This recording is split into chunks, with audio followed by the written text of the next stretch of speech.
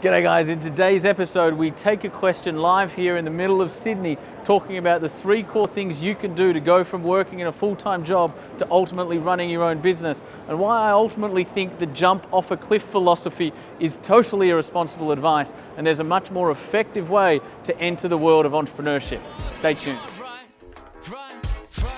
28 and I'm trying to shape history, pulling from the sky for some strength to take with me, line up the stars, fly away quickly and push the world forward like a tidal wave hit me. I ride the wave swiftly, I fear no man, check my titles mate quickly, came from the sky with the light of day in me and grew my own. G'day guys, welcome to episode 193 of AskJackD. We're here in the middle of Sydney City, having just done a live Facebook Q&A over at the HubSpot offices just over the road. We thought we'd come over and shoot a episode right here outside of Ryan's Bar in Sydney, for anybody who's familiar with this location, perhaps maybe on a Friday afternoon.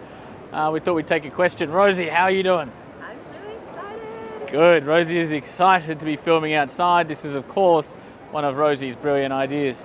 Rosie, what's today's question? Okay, so today's question comes from Yusuf Laffy. He says, "Hey Jack, what's your advice for someone who's stuck in a Monday to Friday job but wants to step into the entrepreneurial world?" To go from a job into an entrepreneurial world, I think there's 3 core things. Number one is you need to find a problem worth solving. The bigger the problem you find, the bigger the business you might build ultimately, right? And the smaller the problem you find, the more of a glass ceiling that can act on the potential size of your business going forward, right? With the sort of romanticism and heightened popularity of entrepreneurship, there's a lot of solutions running around looking for a problem. Don't start by building something that you hope might solve a problem somewhere for someone. Start with a genuine problem, find a hungry crowd, a crowd that have a true demand or a true problem that needs solving, and build something that's going to speak to that. The second thing is to then really work and research and speak to people to fully understand your consumer, right? I'm of the view that obviously the first success determinant in your business is market size. Second to that, I think, is how well you understand your customers' needs, wants, fears, frustrations, what they articulate, what they think but don't articulate. The more you can, the better you can know and the better you can understand your customer. And I don't just mean demographics, right? In fact, I don't mean demographics at all. I'm actually talking about psychographics, talking about what goes on in their hearts and their minds. If you can speak to that, you'll have a very powerful business. And then the third thing is stage it, right? What you don't want to do, in my view, is quit your job, because then your cash flow falls off a cliff tomorrow and you can get into a position where you're desperate, and that's not going to make you very effective as a human being or an entrepreneur, right? So whether you start to work on understanding your customer and start building a website and maybe start building some products outside of your business hours, and then slowly dilute it, right? You might go down to 4 days a week in your job and you're doing your business 2 or 3 days a week. Then you go down to 3 days a week in your job and you're doing your business 3 or 4 days a week. And you can slowly sort of transition.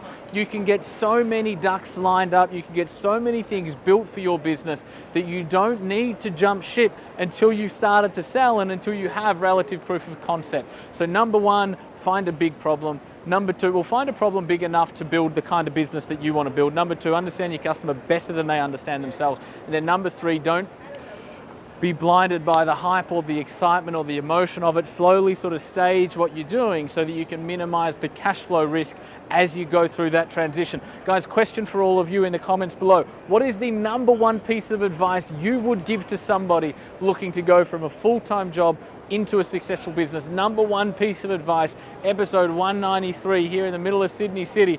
Thank you guys. Look forward to speaking with you in the next episode. What that means right now is my head's in the cloud with my feet tied down, looking at the world like it's me time now. Got my A-team here, left the B-side out.